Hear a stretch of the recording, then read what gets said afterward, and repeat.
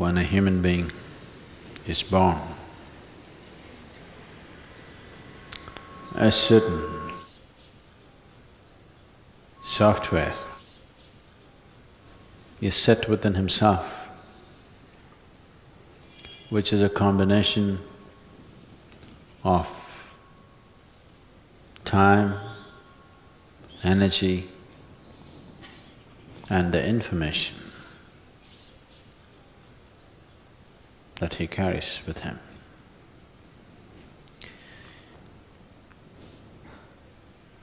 These three together will determine various aspects of life. These three together will even determine how long a human being lives and how he lives. So if this is so, is this all predetermined?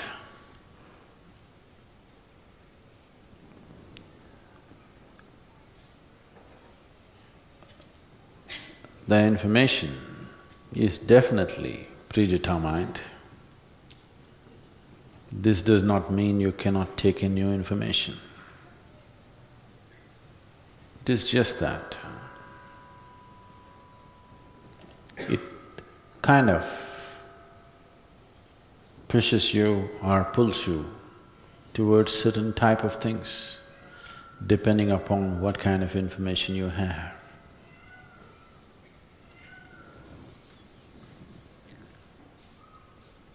But this does not stop you from taking in fresh information today, this moment. Energy is allotted for different aspects of life. This information that we were talking about, the whole heap of information, is referred to as sanchita or sanchita karma. The allotted information which must be handled, which is more urgent, express, and a little more compulsive than the rest of it. This information that you have is from elsewhere, what life has gathered. The energy allotted within the system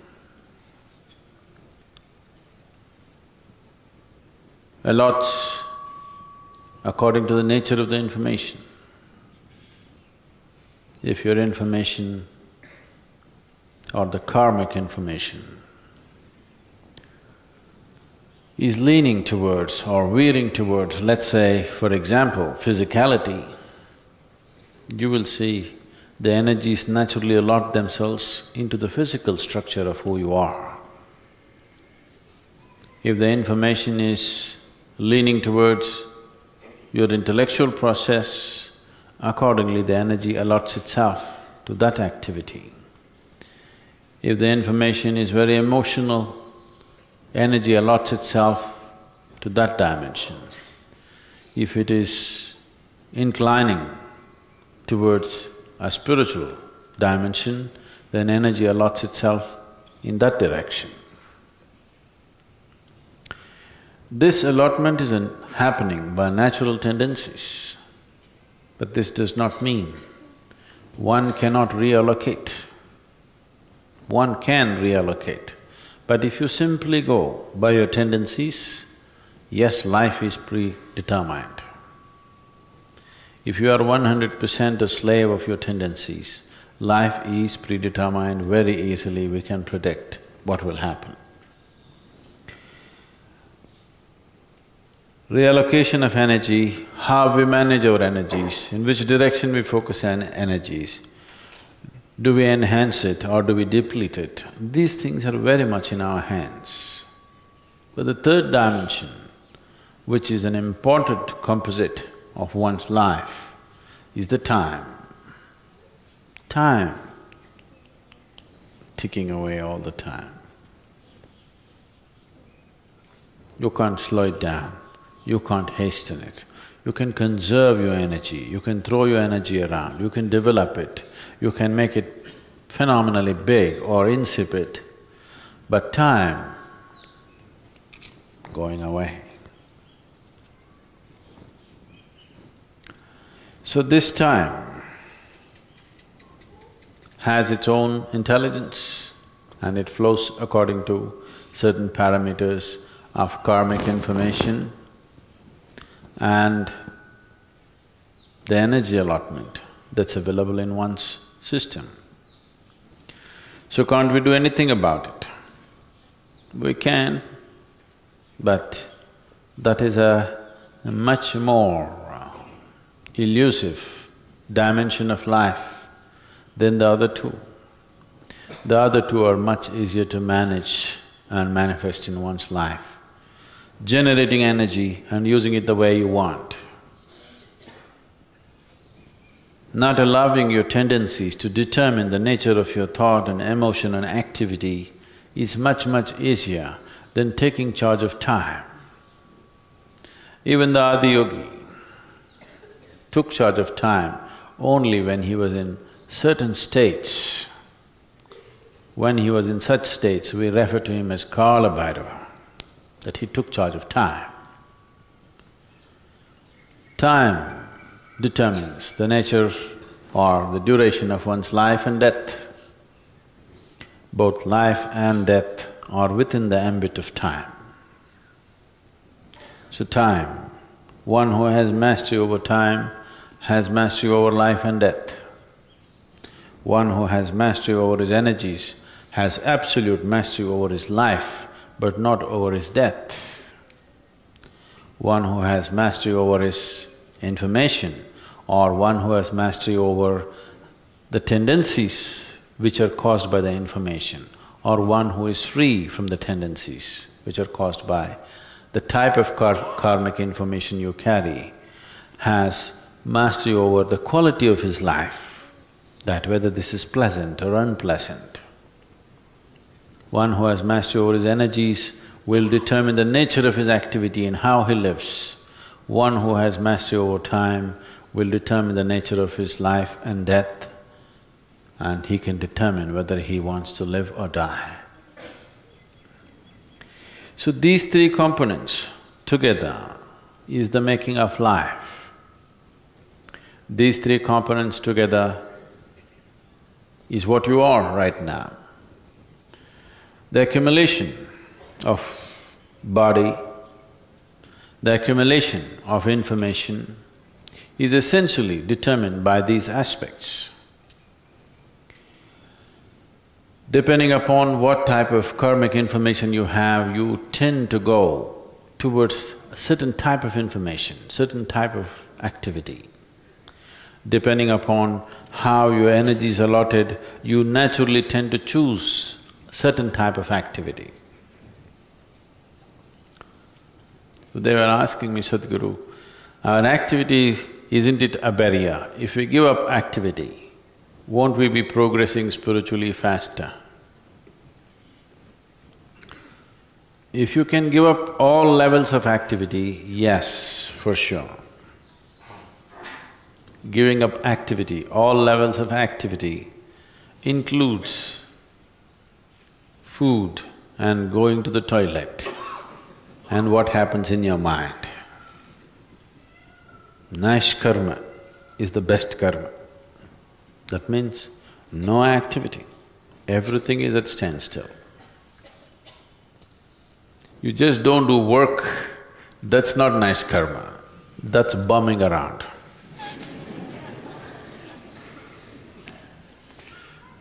That's a bad karma. If you can simply close your eyes and sit here for days on end, that means you're doing something good to this being. You stopped everything and just sit here, that means you're doing something absolutely wonderful to this being. Then we are fine with you. If you're doing something great to yourself, we are fine with you. If you can't do that, you must be doing something useful to 10 people around you. If you can't do that also, then you must just learn to listen. to what other people say. Either you must be useful to yourself or to a few people around you. If you can't do both, what's the point of living, I'm asking? So you cannot do absolutely this and absolutely that, so little bit of closing the eyes, little bit of activity. Not little Sadguru whole day, that's what I call as little.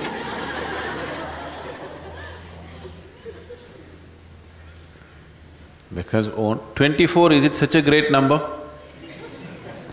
Is 24 a very big number? Even this little child knows what is 24? Yes, see. Even this little baby knows what is 24. All 24 hours. Either it must be invested in sadhana or in work. What about my sleep? That should also become sadhana and that should also become a tool for work. Rest is the basis of activity, do you understand? Rest has no purpose by itself. If you only want to rest, you must rest in peace. If you want to practice only rest, then we will bury you. You can practice rest. Rest is used only as a basis of… all activity is based in restfulness.